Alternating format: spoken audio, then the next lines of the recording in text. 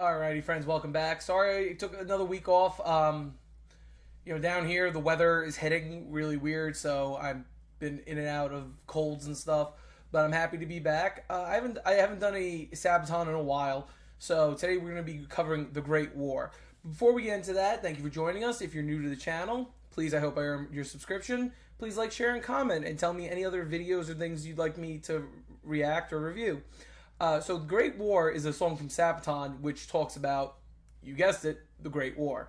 So World War I starts in 1914 following the assassination of Archduke Franz Ferdinand, the heir to the Austro-Hungarian Empire in Sarajevo, Serbia.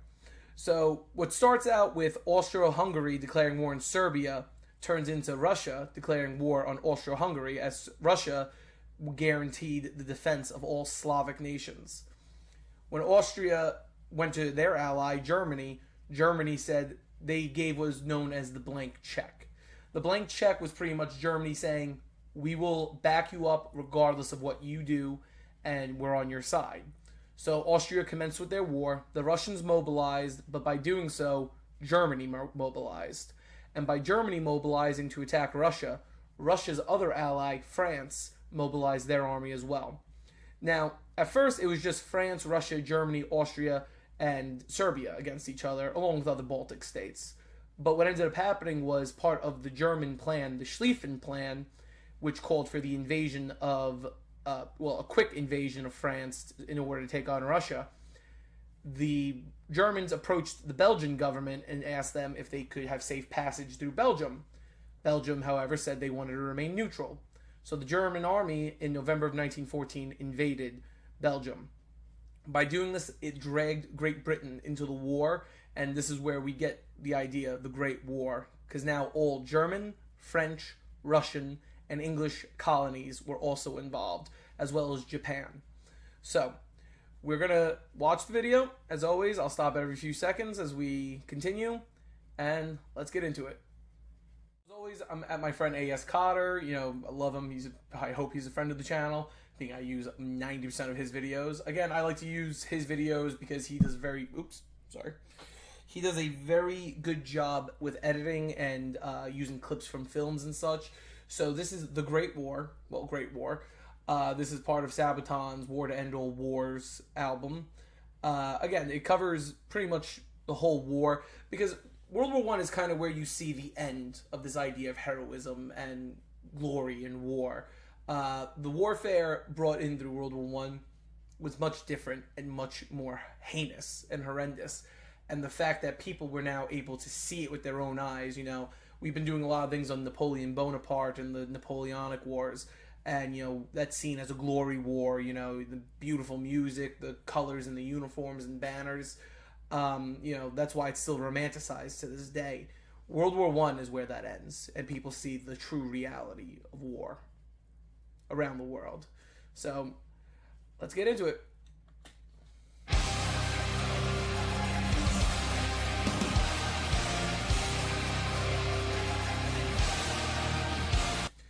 I'm just going to start by saying this. Gavrilo Princip is probably the most influential individual in the history of the world. Because had World War I not happened, you need to imagine the effects it had. The United States probably would not be a superpower. Yes, we were a very good industrial power on our own, but it was the mass production of World War I that really started us towards that pathway of becoming a superpower, because the United States would in fact not become a true superpower until the Second World War. But this is where we get our start. You also wouldn't have this idea of the League of Nations, which would then be succeeded by the United Nations, as well as the Russian Revolution probably would not have happened the way it did, as well as there would be no fall of Germany or Austria or fall of the Ottoman Empire. So the Middle East, which it was probably going to come anyway, but the Middle East would have remained a little more controlled a little longer under the strength of the Ottoman Empire. Gavrilo Princip is probably one of the single most important individuals in world history. Probably ahead of George Washington, in my opinion.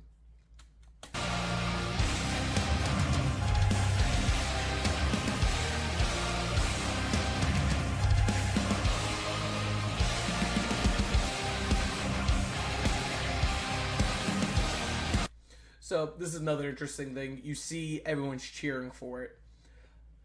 No one thought World War One was going to last as long as it did. There hadn't been a true war for a lot of these major powers in a long time. The last full stage scale war, like against what you consider a modern power that had occurred, was the Russo-Japanese War, in which the Russians lost to the Japanese, but that was only also due to the intervention of President Theodore Roosevelt of the United States. But you also, the Germans, the last big conflict they were involved in was the Franco-Prussian War. The British, they had many colonial wars, but they hadn't fought a European power since the Crimea. And France, the Franco-Prussian War, so they wanted payback.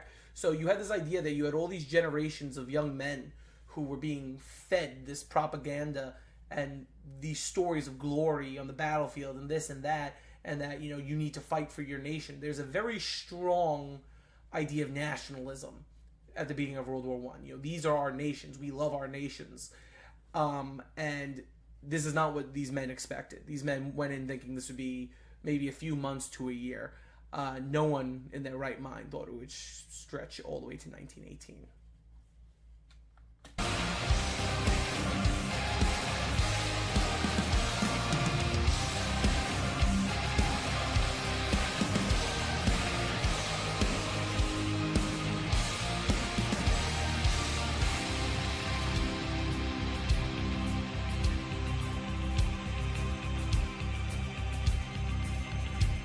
We're dim in lies, I'm paralyzed, my brother's eyes are gone. And he shall be buried here, nameless marks his grave. Mother home, get a telegram and shed a tear of grief. Mud and blood in foreign land, trying to understand. Where is this greatness of it told? This is the lies that we've been sold. Is this a worthy sacrifice? So, is this what we've been told? You had all these older people. So they show a lot of clips from All Quiet on the Western Front. A nice thing about All Quiet on the Western Front, it's written by Eric Lamarck, who is a World War One veteran. He fought for the German army in the Imperial German Army. A lot of these young men, especially in countries like Germany, Germany up to this point, which before Germany was Prussia and the Northern German Confederation, they're being fed these tales of the glories of the Franco-Prussian War. Some of their top commanders served in the Franco-Prussian War. Paul von Hindenburg was, I believe, a Ulan officer in the Franco-Prussian War. So you have these men who are from this romantic era. Same thing with the French, Pétain and Joffre and all these guys, they served in the Franco-Prussian War as young officers. But they're being told this beautiful, oh, you're going to go die for your country. There's no more beautiful death than that. But is that the reality? Because at the end of the day, what are you dying for? This is I often say this to my friends when we discuss World War One, and I discuss this to colleagues I've talked to. World War One, boiled down, is just a bunch of emperors and kings bickering that unfortunately turned into a war. Because at the end of the day, even Franz Joseph, the emperor of Austria at the time, he really did not think, we should punish the Serbians for what happened to Franz Ferdinand. He didn't. Well, because first of all, he didn't really like Franz Ferdinand. He kind of was relieved that he was able, I believe his nephew Karl was now the new heir. But he did not believe war was necessary. But then you had other countries like Germany, Kaiser Wilhelm II wanted to show what Germany was capable of. Tsar Nicholas of Russia, he wanted to show what Russia could do. Russia had just been defeated in the Russo-Japanese War, and they were now viewed as a third-rate country, which he wanted to switch. France wanted payback for the Franco-Prussian War, the humiliating defeat they were forced to suffer. And, English men were very excited to go to war because they really hadn't had a real war in a very long time. Again, they had colonial wars, of course, but there was no large-scale war. So a lot of these young men believed this was our chance. This is our chance to prove ourselves. And when they got there, they're like, what are we actually dying for? Was this really worth it? This glory we were told, where is it? They never found it. Great war, and I cannot take more. Great war, I keep on marching on. I play the great score. There will be no encore. Great war, the one to win the wars. The greatest irony of World War I is they say it was the war to end all wars. And in fact, I was actually discussing this the other day with someone. World War I is pretty much the reason every modern war has occurred. Everything in the Middle East, if in my educated opinion, is because of the fall of the Ottoman Empire. They left a giant power vacuum, and you had dictators who took them over. You had nobles who decided to take it over. But a lot of the issues in the Middle East are because of the ripple effects of the collapse of the Ottoman Empire. You also have, for example, the situation in Ukraine when the president of Russia declared this war, which he originally declared as a military action. He pointed to the Brest-Litovsk Treaty between the German Empire and the Soviet Union, and he said that it wasn't a real treaty because the Soviet government was an illegitimate government. So even our modern wars find a root in the war to end all wars, which is a sad reality. How many millions died in World War I just for the sad trend to continue and continue. I'm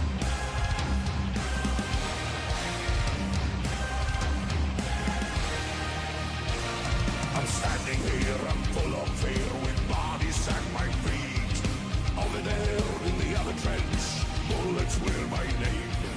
Lead ahead, as the captain said, and show them no remorse. Who am I to understand? What have I become? I do my duties, pay the price.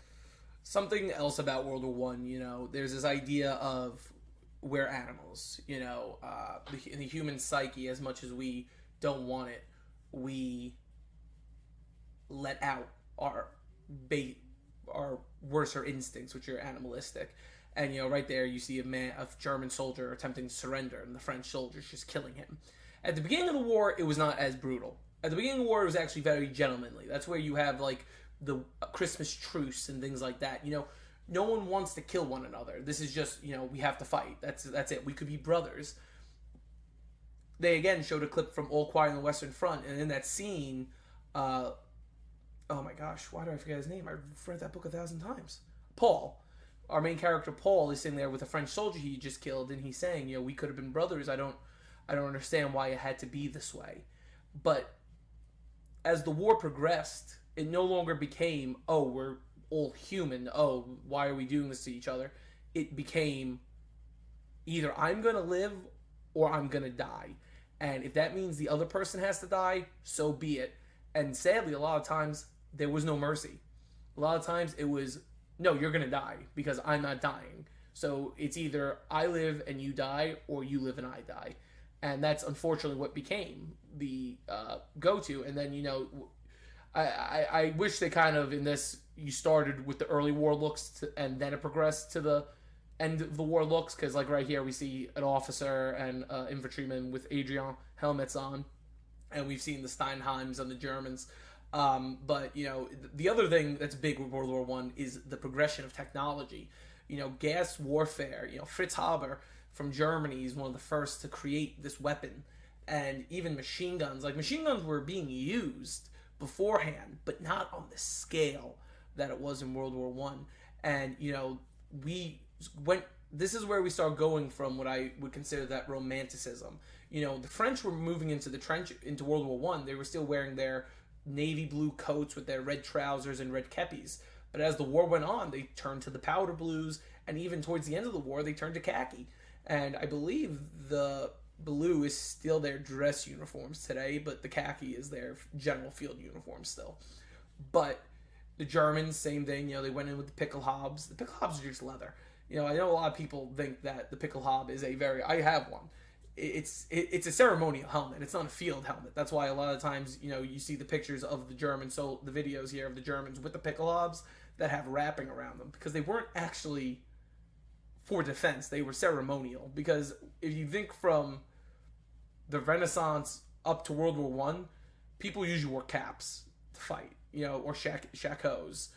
But this is a very sad thing. You see this idea of we lost our humanity, we became animals.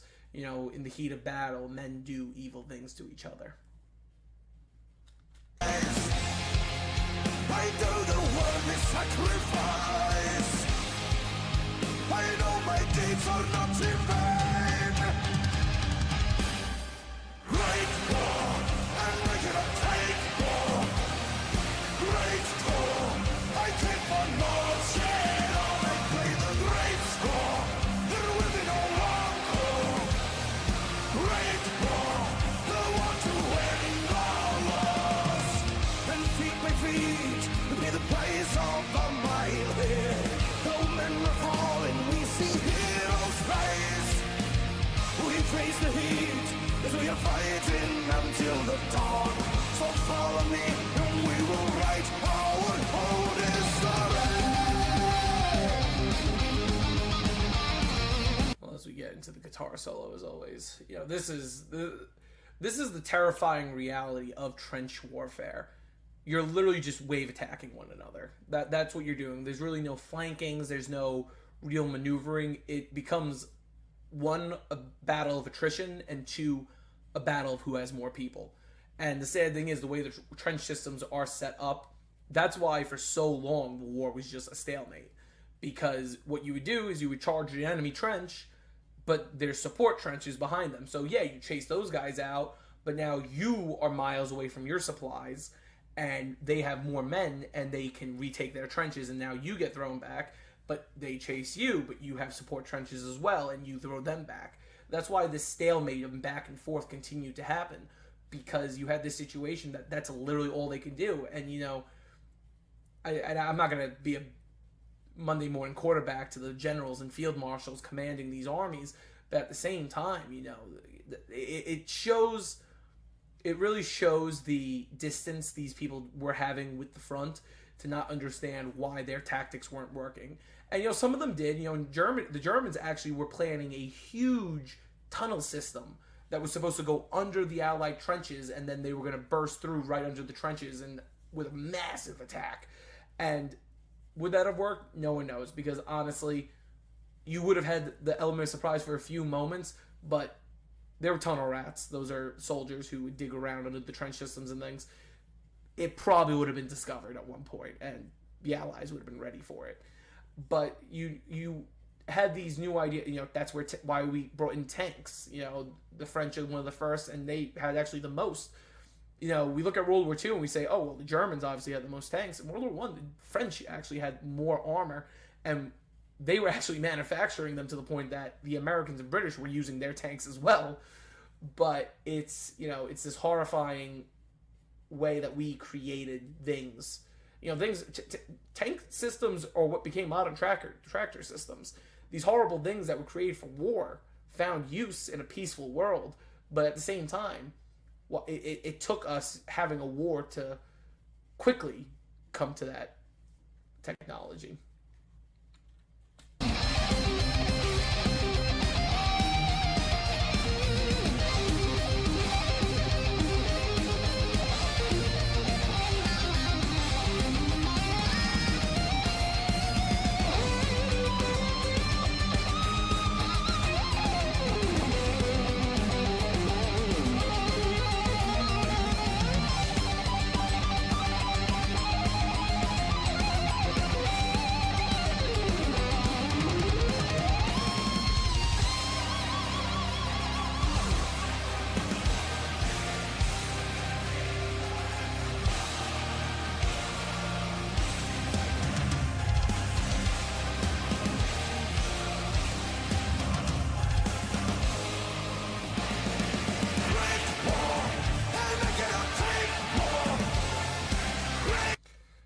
This is where we get the term shell shock. the PTSD, the post-traumatic stress disorder these soldiers suffered from is something, Vietnam was terrible, and soldiers left Vietnam with very bad PTSD. World War II was bad. Soldiers left with very bad PTSD. We called it combat fatigue back then. Shell shock, though, which PTSD goes as far back in history as possible, but in a time of the Civil War, it wasn't really looked on as a disorder or anything, or an illness. It was looked on as being a coward, which is unfair. You can't, someone who goes through something like this, it's unfair to call them that. But, shell shock, you got to think some of these guys are sitting in these trenches for weeks, and they're being consistently bombarded. The whistling of the shells landing, the explosions, the watching their friends get torn apart, just the psychological toll that will take on you. A lot of these poor guys, they left and they never recovered. How can you? And at the end of this, I've been saying I'm going to show this picture for a long time. I'm going to show this picture and discuss it because it's horrible what it did to some of these men. I keep on marching, I pay the great score. There will be no encore. Great war. So, real quick, the reason it says there will be no encore and it shows a German soldier ripping off the band-aids from his eyes. So that's kind of a subtle hint that I kind of like the A.S. Cotter did, because the whole mentality is this is the war that will end all wars. There's not going to be any more wars after this.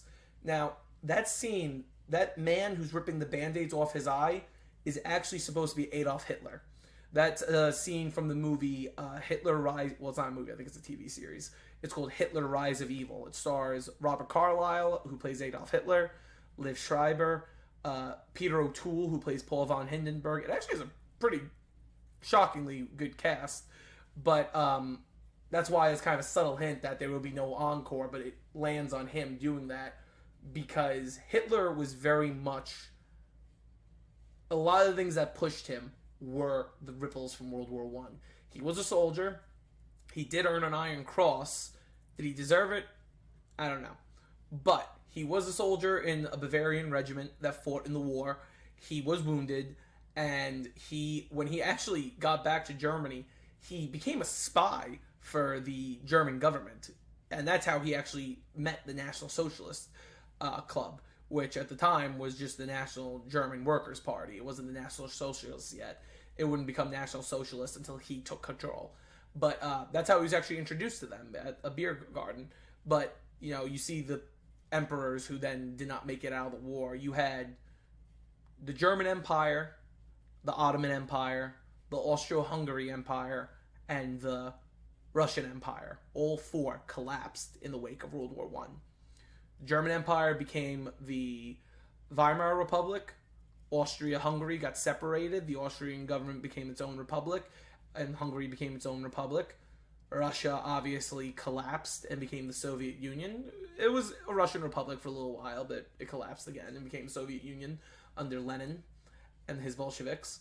And then the Ottoman Empire, most of the regions were exhumed by the British authorities, and Turkey itself became the Turkish government, the Republic of Turkey. So you have this situation where, this was the end of these great empires that once existed.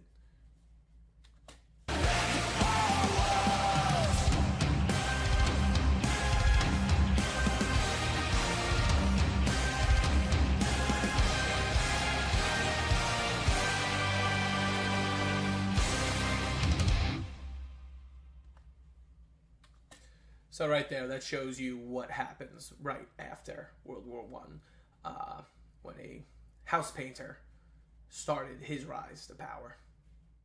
Okay, so this is Evgeny Kopyatev. This actually is a World War II photograph, but this shows you just the damage war does do to someone.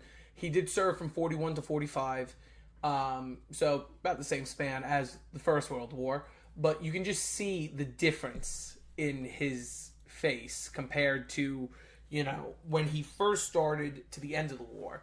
He's very young, very youthful looking, and, you could go to, it's been 4 years, of course he's going to age, but in the picture on the right, you can see the youth that is still hiding under it, but it's just the stress and trauma of the war that really affected him. I've been wanting to show this photo for a very long time.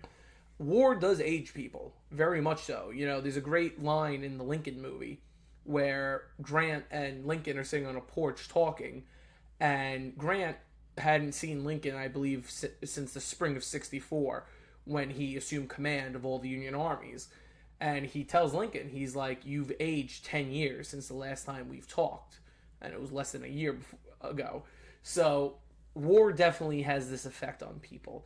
And, you know, you got to think a lot of these guys coming back from the Great War, they lost their youth. They lost that innocence that they had before going into the war. And this is sadly what they walked away with. All right, that is Great War from Sabaton. I thank you so much, everyone, for joining us. Thank you so much for sticking around, even though I've been missing for the last week. Again, I was a little under the weather, had to take some time to get myself healthy again. But thank you so much for joining us. If you're new to the channel, hope I earned a subscription. We try to have new content up every week. Please like, share, and comment, and we will see you in the next one.